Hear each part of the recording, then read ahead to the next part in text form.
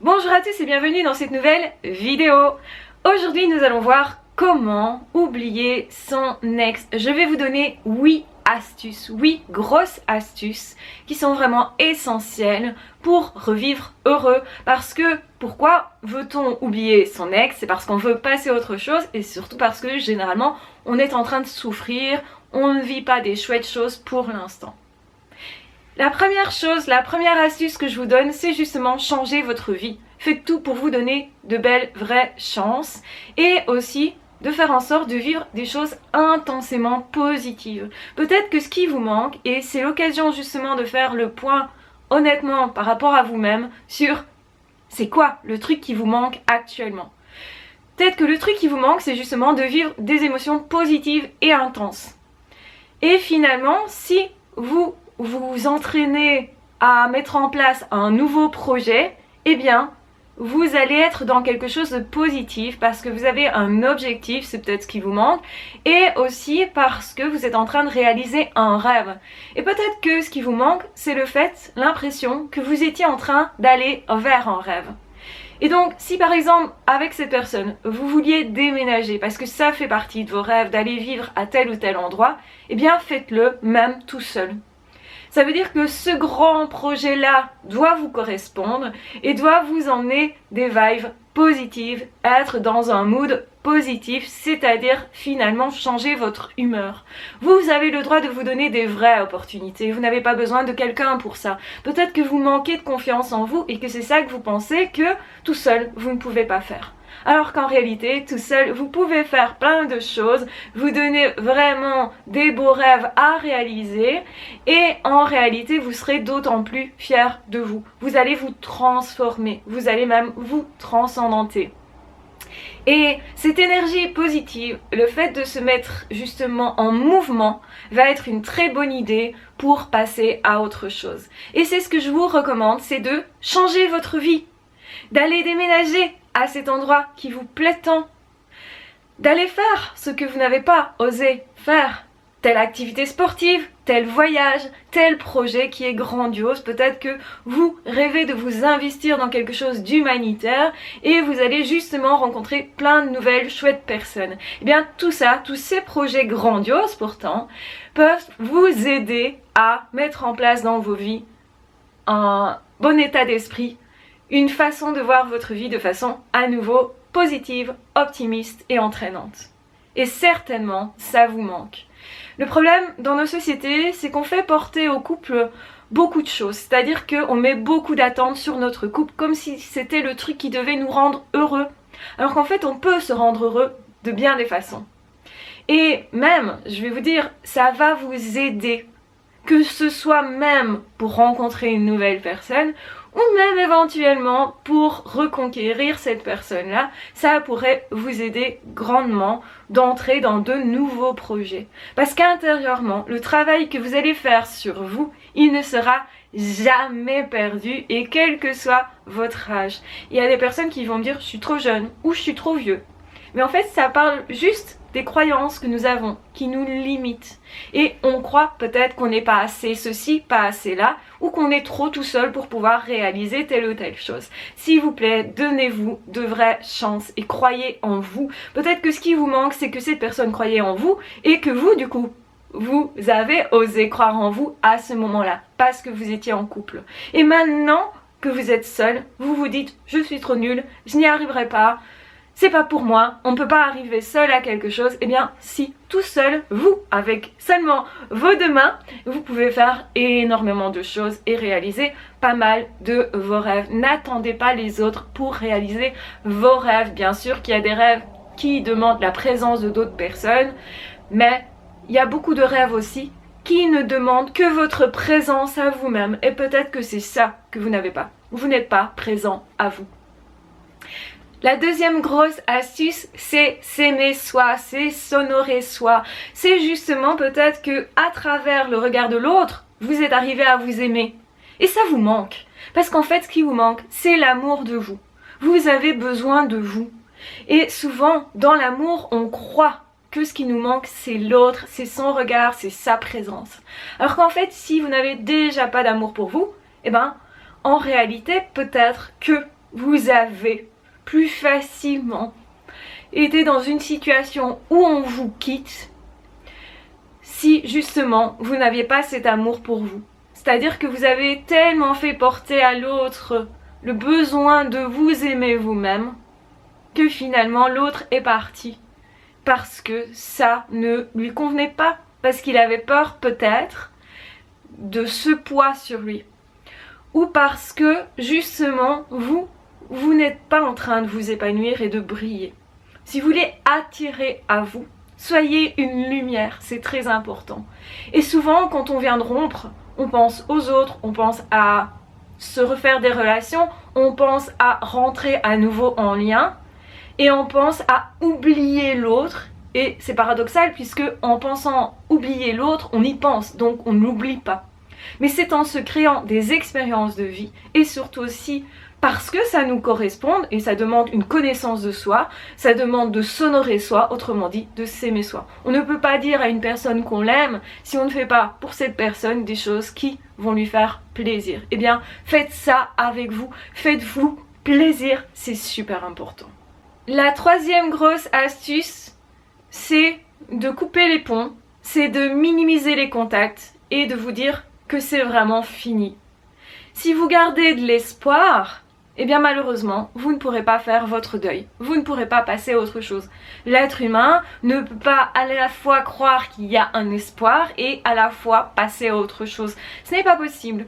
Donc justement, soyez concentrés sur d'autres choses, d'autres personnes, d'autres amitiés, d'autres projets. Sur votre vie professionnelle, concentrez-vous ailleurs que sur cette personne-là. Plus vous allez vous concentrer pour essayer de récupérer cette personne, moins vous allez l'oublier, moins vous allez faire votre deuil et plus, généralement, vous allez souffrir.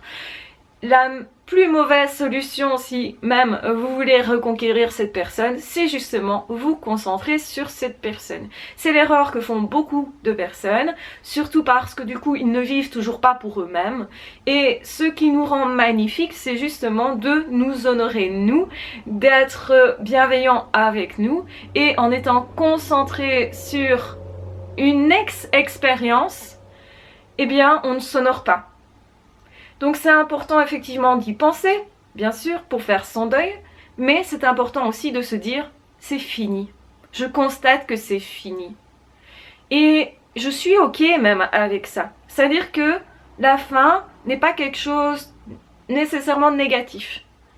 Je sais ce que j'ai eu dans le passé, mais je sais qu'aussi le futur va m'amener d'autres choses qui peuvent être tout aussi chouettes, voire plus chouettes. Et donc c'est arrivé à se dire, il va m'arriver des choses intéressantes dans le futur. Et donc ça rejoint ma quatrième astuce qui est se projeter dans le futur. Faire des projets, c'est-à-dire voir le futur comme aussi bien que le passé, même si ce sera différent. Donc oui, espérez rencontrer mieux, une meilleure personne, une personne qui vous conviendra mieux et une personne que pour l'instant vous ne connaissez pas. Mais si vous vous imaginez à nouveau en couple avec quelqu'un, pensez que cette personne pourrait être justement une personne qui soit plus proche de qui vous êtes, avec qui vous partagez des choses que vous n'avez jamais eues avec cette nouvelle personne. Et c'est pourquoi la cinquième grosse astuce, c'est d'écrire. Écrire ce que vous ressentez, donc ne pas nier vos émotions, elles sont là, elles ont le droit d'être là. Vous allez les écouter, vous allez aussi écrire votre histoire pour ne pas être obligé d'y penser. Puisque c'est écrit, eh bien, quelque part c'est cristallisé et vous n'avez plus besoin d'y penser. C'est une technique qui fonctionne, même si l'exercice d'écriture peut être un peu long et un peu rébarbatif pour certaines personnes. À un moment donné, vous allez sentir que vous avez déposé ça et faites ce geste de déposer les choses. La cinquième grosse astuce, c'est vous débarrasser de tous les objets qui vous rappellent des émotions plutôt négatives. Donc, ça peut être des périodes avec cette personne, vous vous êtes disputé par rapport à un objet, eh bien, jetez cet objet-là. Essayez de vous séparer de ce qui ne vous fait pas du bien, des cadeaux éventuels qui vous rappellent cette personne et auxquels vous ne tenez pas, les choses que vous n'aimiez peut-être pas. Et l'audace de vous dire, ok, je choisis d'aimer ou pas le cadeau, même si ça vient de cette personne-là. Ne gardez pas ça comme étant quelque chose de précieux. Débarrassez-vous de ce qui vous fait du mal et du tort, et dans votre comportement, et dans vos pensées, et par rapport aux objets. C'est super important. Aussi, faites l'exercice de voir qu'est-ce qui me plaisait chez ces personnes, mais aussi qu'est-ce qui me plaisait pas dans cette situation, cette relation, ou dans qui j'étais moi à ce moment-là. Parce que je vais évoluer. Et donc ça veut dire que c'est l'occasion de changer. C'est l'occasion aussi de pouvoir remettre les choses à leur juste place, parce que souvent, on va se dire que la personne n'était que magnifique. Et ça, c'est du fait de la rupture. On survalorise la personne, si vous voulez.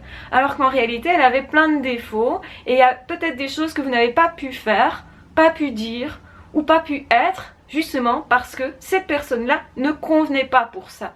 Donc regardez bien quels étaient les défauts de cette expérience. Quelles sont les choses desquelles vous ne voulez plus, justement. Et là, vous aurez une vision beaucoup plus claire de la relation et de la personne. Et vous allez arrêter surtout de l'idéaliser. C'est super important parce que parfois, on n'arrive pas à tourner la page parce qu'on continue d'idéaliser, parce qu'on ne se souvient plus finalement que des bons moments. Eh bien, revenez sur les mauvais moments. Parce que ça fait partie de l'histoire. Et que vous ne pouvez pas oublier que ça en faisait partie. Et donc, passer à autre chose, faire son deuil, c'est être clair avec ce qui a été réellement. C'est se repositionner par rapport à ce qu'on voit vraiment de l'histoire. Et en positif, et en négatif.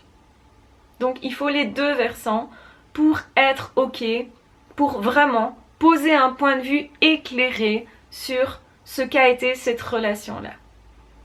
Et donc, c'est parce que vous faites le point sur ce que vous voulez à nouveau ou pas, que vous allez aller avec ça, enrichi de ça, vers une nouvelle relation, et c'est super important.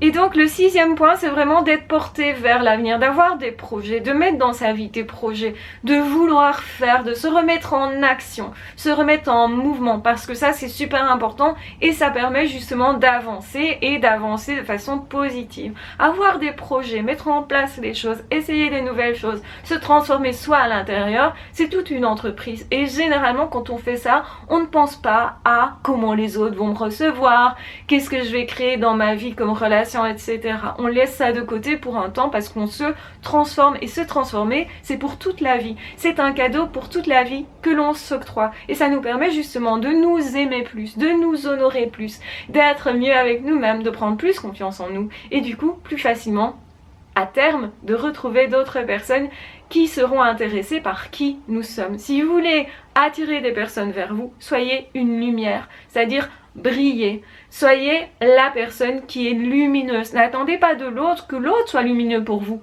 Soyez cette personne lumineuse d'abord, et puis choisissez une personne qui elle aussi a une énergie positive. On ne tombe pas amoureux juste parce que on espère que l'autre nous sort de nos problèmes, nous sauve, etc. C'est une vision idéalisée de l'amour qui est souvent encore véhiculée, même dans les dessins animés, etc., qui a beaucoup été utilisée en vous faisant croire que l'autre allait vous transformer. Mais c'est vous-même qui vous transformez, et c'est vous qui faites les efforts de ce changement à l'intérieur de vous, de ce changement émotionnel et de ce bien-être que vous allez enfin vous apporter tous les jours de votre vie, le plus souvent possible et plus ou moins en fonction de ce que vous pouvez vous apporter. Donc en fait, vous allez avoir un niveau de bonheur qui sera plus haut, même en étant tout seul, et ça veut dire que vous allez partager davantage avec une nouvelle personne, et justement votre niveau de bonheur sera encore plus haut par rapport à ce que vous avez vécu du passé. Et plus vous allez vivre une expérience justement qui est meilleure que celle avec ces textes, et plus justement vous arriverez à passer à autre chose. C'est super important, mettez de la valeur dessus parce que c'est fondamental. La 7e astuce, c'est donc de déposer votre histoire, de l'expliquer sur un cahier, pour vraiment la déposer. Donc faites ce geste de vous dire après c'est terminé, j'ai plus besoin d'y penser, c'est écrit. Mon émotionnel est là, je l'ai accueilli. Accueillez vraiment tout ce que vous ressentez sans jugement. Vous écoutez simplement l'émotionnel et puis après vous allez vous dire ok c'est écrit là, je n'ai plus besoin de penser à cette histoire parce que je ne vais pas la perdre, elle est écrite là. Et donc ça peut vous rassurer et vous aider justement à faire votre deuil, à avancer, à vous dire ok j'ai plus besoin d'y penser. Et si chaque fois que vous y pensez vous vous dites j'ai plus besoin d'y penser de façon calme, et bien vous allez y penser moins et vous allez y penser moins et de moins en moins en fait. Donc ne vous attendez pas à oublier tout d'un coup, même si quand vous allez être concentré sur des choses productives pour vous, positives pour vous et porteuses pour vous, vous allez oublier pour un moment. Et justement, essayez de repérer les moments où vous oubliez cette personne-là et surtout dites-vous, tiens, est-ce que ça augmente au niveau du temps? Est-ce que vous oubliez cette personne 5 minutes ou au contraire, vous l'oubliez pendant 1 heure et maintenant peut-être 2 heures alors qu'avant, vous n'y arriviez pas? Et donc c'est important justement de se dire ok, c'est déposé là, je n'ai plus besoin d'y penser. Ça vous tranquillise normalement. Donc voilà, peut-être que vous vous dites ah ça fait partie de mon histoire, il faut absolument que je conserve cette histoire là, il faut pas que j'oublie ces détails là, etc. Et quand vous faites ça, eh bien vous allez vous mettre une pression et ça va pas vous aider à être bien et à avancer vers autre chose justement. Donc attention si vous faites ça. La 8e grosse astuce et la dernière astuce, c'est de prendre soin de soi, de changer d'apparence, de prendre la peine d'aller chez le coiffeur, de changer, d'essayer quelque chose de nouveau. Peut-être que cette personne, elle voulait pas vous voir habillée comme ça, ou avec telle couleur de cheveux, ou cette personne vous mettait peut-être beaucoup de pression, vous empêchez de faire quelque chose. Eh bien, faites ces expériences-là et justement, posez-vous la question, est-ce que j'aime ou pas? Qu'est-ce que j'en pense moi? Souvent, quand on a été longtemps en couple avec quelqu'un, eh bien le problème c'est qu'on ne sait même plus nous-mêmes quel est notre avis.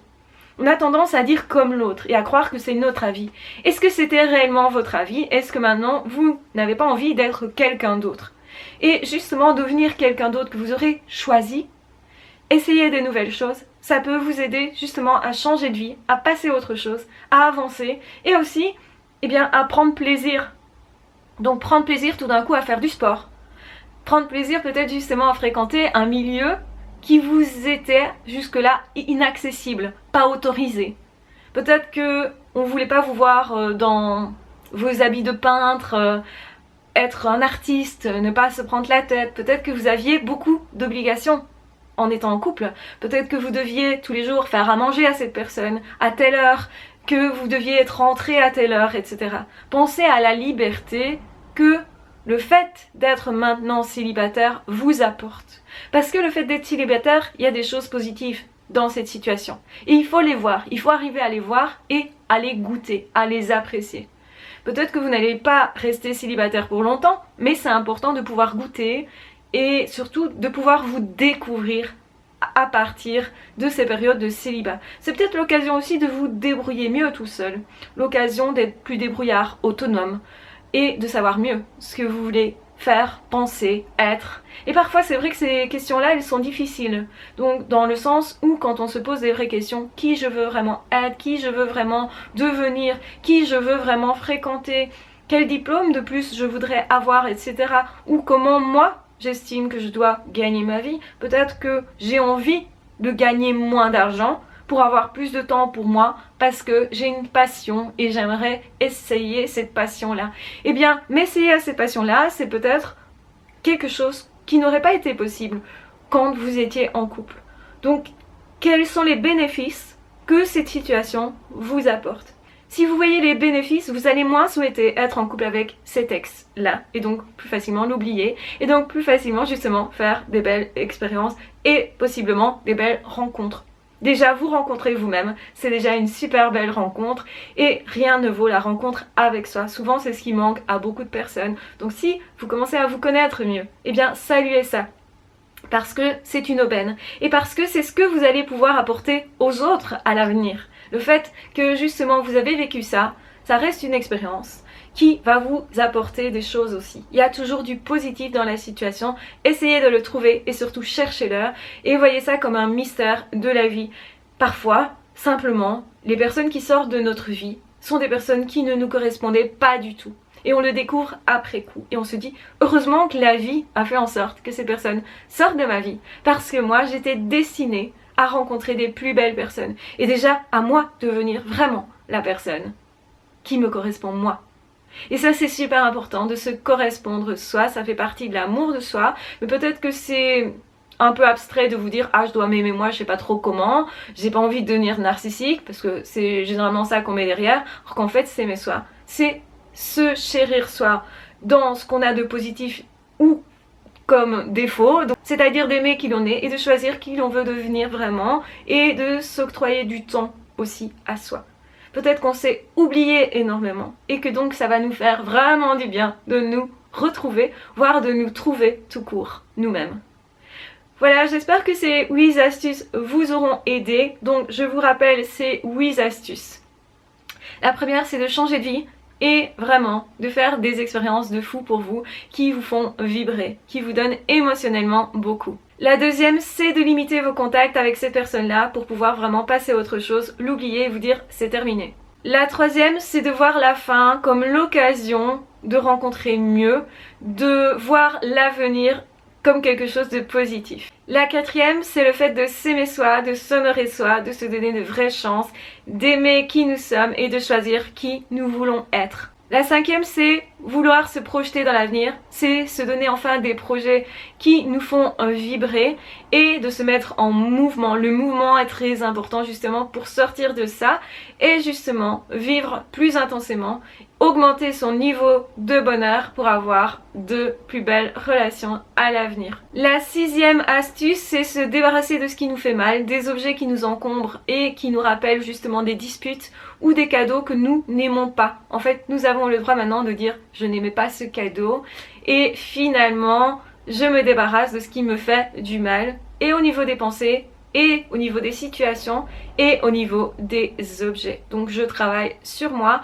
et du coup je remplace tout ça par des objets que j'aime, par la mise en valeur de certaines pensées efficaces pour moi, par ma personnalité qui va forcément changer, se transformer parce que je décide d'être moi et que je suis une personne super belle, importante et je veux être lumineuse pour les autres. La septième astuce, c'est d'écrire tout ce qu'on ressent, d'écrire son histoire pour pouvoir la déposer et ne plus y penser. Comme ça, on ne peut pas se mettre une pression. Ah, je vais perdre ça et c'est grave parce que c'est ce que j'ai vécu. C'est peut-être le seul truc que j'ai vécu d'important à mes yeux pour l'instant. Mais le fait de déposer ça veut dire, ok, c'est déposé. Donc plus personne ne pourra m'enlever ça. C'est une expérience et je veux voir les expériences comme une chance de les avoir vécues.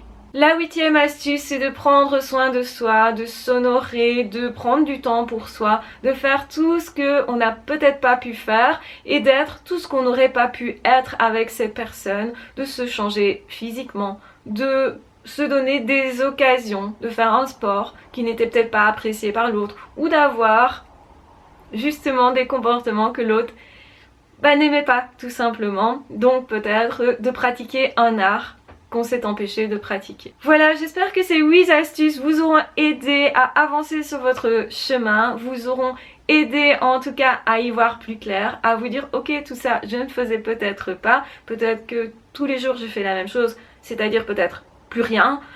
Peut-être que finalement ce qui me manque c'est de me donner plus de temps à moi-même, c'est de m'aimer enfin, c'est de comprendre que je ne dois pas être parfait pour être aimé, c'est déjà de commencer aussi par faire des choses qui moi me font vibrer, c'est de me comprendre mieux, de m'estimer mieux et de comprendre que si je suis lumineux pour moi-même, je le serai aussi pour les autres et que finalement c'est l'occasion de m'épanouir, d'augmenter mon niveau de bonheur en étant célibataire et de cette façon-là je pourrai aussi augmenter mon niveau de bonheur dans une nouvelle relation et du coup par comparaison il n'y aura plus photo entre ces textes-là qui me correspondaient certainement pas très bien et que la vie finalement a enlevé de mon chemin pour me faire rencontrer peut-être une personne beaucoup plus sympathique, plus joyeuse, plus en accord avec qui je suis profondément et qui pourra en fait me révéler à moi des parties que je ne connaissais pas.